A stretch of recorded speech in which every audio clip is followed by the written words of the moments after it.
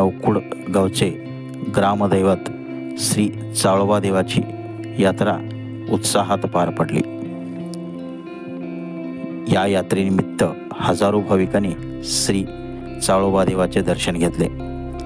पहाटे 4 पासून सभेना कार्यक्रम पार पडला।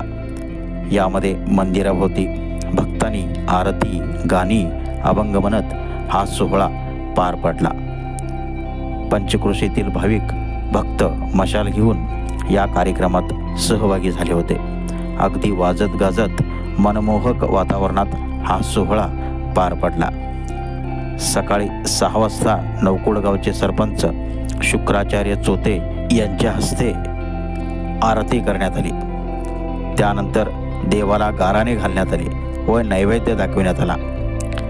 सकाळी 11 वाजता भाविक भक्तांनी दंडवत घालत देवाचा नवस फेडला। सभेना कार्यक्रमामध्ये खास मानकरी, गडकरी, गुरव समाज व ग्रामस्थ सहभागी झाले होते।